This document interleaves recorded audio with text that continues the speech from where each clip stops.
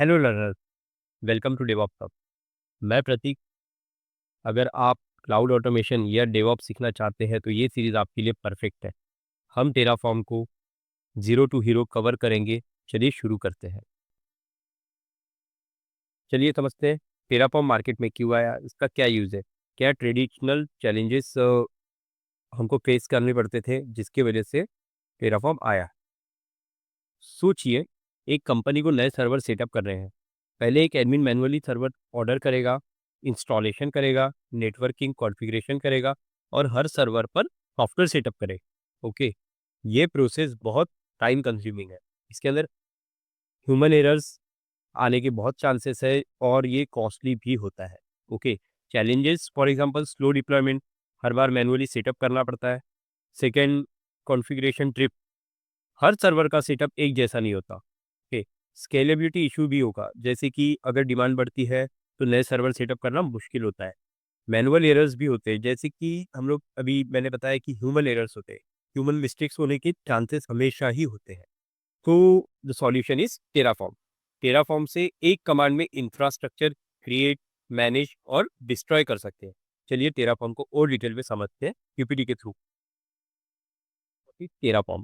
Terraform is an IAC, infrastructure as a code tool, that helps automate the creation and management of infrastructure like server, database, networking, etc.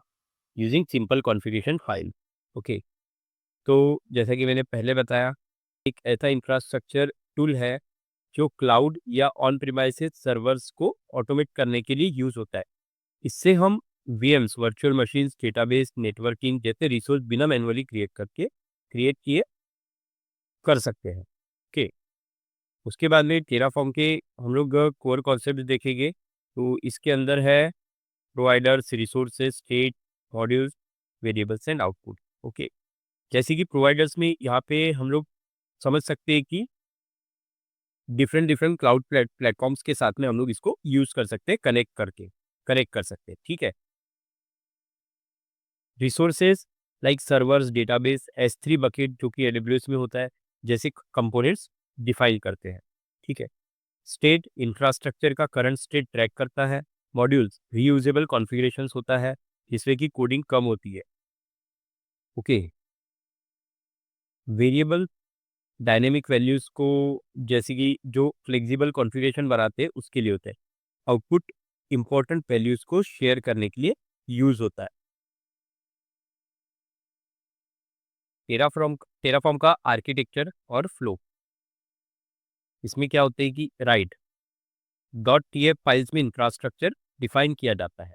Init Terraform setup करते हैं। Terraform init command के through plan changes देखने के लिए Terraform plan apply करते हैं हम लोग। टेराफॉर्म अप्लाई, ये सब कमांड्स है। जो आर्किटेक्चर होता है उसका जो वर्क फ्लो है वो दिया हुआ है। लाइक टीएफ में पहले .tf एक्सटेंशन की का यूज़ करके हम लोग एक फाइल बनाएंगे जिसके अंदर हमारा इंफ्रास्ट्रक्चर डिफाइन रहेगा। उसके बाद में इनिट से हम लोग इनिशियलाइज करेंगे, प्लान करेंगे, अप्लाई करेंगे एंड देन लास्ट में डिस्ट्रॉय कर सकते हैं। रिसोर्स डिलीट करने की जो कि डिस्ट्रॉय यूज होता है वो हम लोग करते हैं। करेंगे टेराफॉर्म के advantages, like automation, manual setup की ज़रूरत नहीं होती। मल्टी क्लाउड सपोर्ट होता है, लाइक AWS, एज़्योर, GCP सभी पर काम किया जा सकता है। इंफ्रास्ट्रक्चर ट्रैकिंग होता है, स्टेट फाइल से हर चेंज को रिकॉर्ड मिलता है। ओके, स्केलेबिलिटी होती है, एक ही बार लिखने के बाद बार बार यूज़ कर सकते हैं। वर्जन कंट्रोल, जैसे कि इंफ्रास्ट्रक्चर चेंजेस ट्रैक करने में मदद करता है। बात करेंगे एनसिबल वर्सेस टेराफॉर्म। ओके, तो फीचर इसमें क्या होते हैं कि लाइक जैसे कि टाइप होता है, क्या अप्रोचेस होते हैं, लाइक किसी में डिक्लेरेटिव प्लस, किसी में इम्पेरेटिव प्लस डिक्लेरेटिव होते हैं। ठीक है, यूज केस देखेंगे, स्टेट मैनेजमेंट देखेंगे एंड क्लाउड इंटीग्रेशन देखेंगे।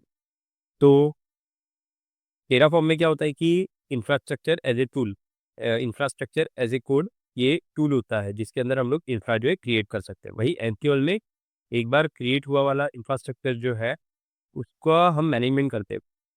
It means configuration management approaches होता है, बट एनसिबल में इम्पेरेटिव भी होता है। उसके बाद यूज केस होता है इंफ्रास्ट्रक्चर बिल्ड एंड मैनेज, हम टेराफॉर्म में कर सकते हैं और एनसिबल में सॉफ्टवेयर इंस्टॉल कर सकते हैं और कॉन्फ़िगरेशन मैनेजमेंट कर सकते हैं। ओके, सॉफ्टवेयर को इंस्टॉलेशन करना, उसको रिस्टार्ट करना, ऐसा। और स्टेट मैनेजमेंट तो टेराफॉर्म में होता है और एनसिबल में नहीं होता है। और टेराफॉर्म जो है बेस टूल माना जाता है क्लाउड इंफ्रा के लिए, और एनसिबल बेस टूल माना जाता है सर्वर कॉन्फ़िगरेशन के लिए। इन शॉर्ट हमको एनसिबल कब यूज़ करना है और टेराफॉर्म का यूज़ कब करना है, ये हम लोग देखेंगे। इंफ्रास्ट्रक्चर जब कभी हमको क्रिएट करना होता है, फॉर एग्जांपल वीएम नेटवर्क और डेटाबेस, हमको जब भी इससे रिलेटेड कुछ भी काम करना होता है, क्रिएट करने वाला न्यू काम जो होता है वो करना होता है, तब हम टेराफॉर्म टूल को यूज़ करेंगे। और एनसिबल हम तब यूज़ करेंगे जब कभी हमको सॉफ्टवेयर को इंस्टॉल करना होता है और कॉन्फ़िगरेशन को मैनेजमेंट करना होता है, लाइक वेब सर्वर, फायरवॉल, तब का यूज़ करेंगे। ओके, और भी बहुत सारे सॉफ्टवेयर हैं जिनका हम कॉन्फ़िगरेशन कर सकते हैं, मैनेजमेंट कर सकते हैं, तब हम एनसिबल का यूज़ करेंगे। इंफ्रा प्लस कॉन्फ़िगरेशन मैनेज करना होता है, तब हम दोनों का साथ में यूज़ करते हैं। Okay. Okay, so next video में हम देखेंगे